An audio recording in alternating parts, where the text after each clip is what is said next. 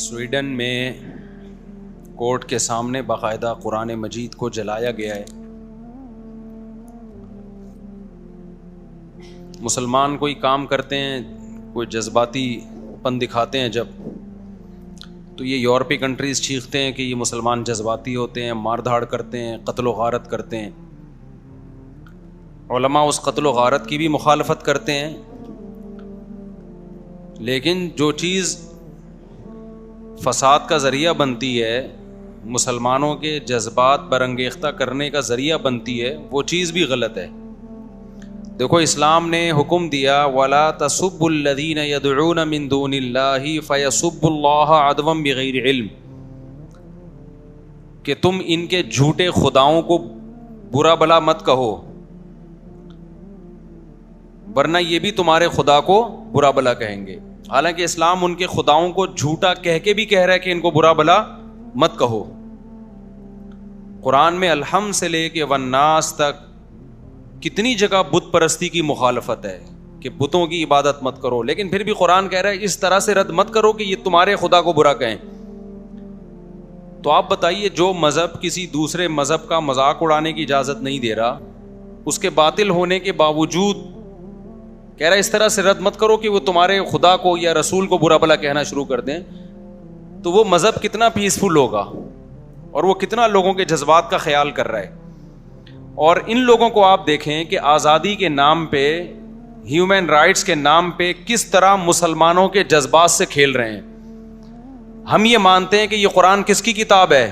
اللہ کی کتاب. تو جس خدا کو ہم اللہ مان رہے ہیں اور کریٹر مان رہے ہیں اور ہمارے ایمان کا حصہ ہے, اس پہ ہم جان دینے کے لیے تیار ہیں, تو ہم یہ برداشت کر لیں گے کہ اس خدا کے کلام کو ہماری نظروں کے سامنے جلایا جائے؟ یہ برداشت کر لیں گے ہم کیا؟ یہ کوئی جھوٹے مذہب کا ماننے والا تو برداشت کر لے گا جس کو اپنی کتاب کے اللہ کی کتاب ہونے کا یقین نہ ہو. اس کی میں آپ کو ایک مثال دیتا ہوں. دیکھو کوئی شخص آپ کے سامنے آپ کے باپ کو مار پیٹ رہا ہو اور آپ چپ کھڑے ہوئے تماشا دیکھ رہے ہیں, تو لوگ کیا کہیں گے؟ یا تو یہ آدمی بالکل بے غیرت ہے, غیرت ہے ہی نہیں اس میں, یا یہ کنفیوژن میں ہے کہ یہ اس کا باپ ہے بھی یا نہیں ہے. ایسا ہی ہے نا کہ پتہ نہیں, ہو سکتا ہے یہ میرے والد نہ ہو, ان کی شکل کا کوئی آدمی ہو اور میں خام خام اس جنگ میں کود پڑوں اور یہ بعد میں پتہ چلا کہ یہ میرے ابا نہیں ہے.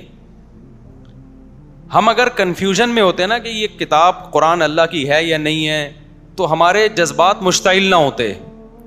کہ میرے بھائی, ہمیں چڑھتے سورج کی طرح اہل اسلام کو, اہل ایمان کو یقین ہے کہ یہ کلام کس کا کلام ہے؟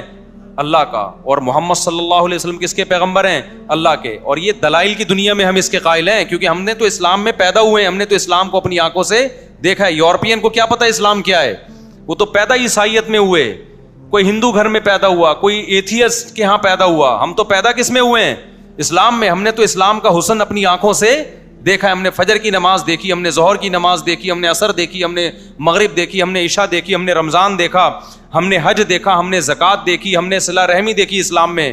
یہ تمام باتوں کا ہمیں کون حکم دیتا ہے؟ قرآن. تو قرآن کی صداقت, لا تقربوا مال الیتیم, یتیم کے مال کے قریب بھی مت پھٹکو, یہ 1400 سال پہلے کون کہہ رہا ہے؟ قرآن کہہ رہا ہے. لا ترثوا النساء, لا یحل لکم ان ترثوا النساء کرہا, اے ایمان والو تم عورت کے مال زبردستی نہیں کھا سکتے. یہ ویمن رائٹس 1400 سال پہلے کون بیان کر رہا ہے؟ قرآن بیان کر رہا ہے. انما الخمر والمیسر والانصاب والازلام, جوا اور شراب حرام ہے, ہم جوا نہیں کھیلتے, ہم شراب نہیں پیتے. یہ کون کہہ رہا ہے؟ یہ قرآن کہہ رہا ہے. ہم زنا نہیں کرتے. کیا زنا مشکل کام ہے اس زمانے میں؟ بتاؤ, کتنا آسان ہو گیا. میجورٹی مسلمانوں کی زنا نہیں کرتی, وہ نکاح کرتی ہے, پوری زندگی بیوی سے وفا کرتی ہے. یہ کس کے کہنے پہ ہو رہا ہے؟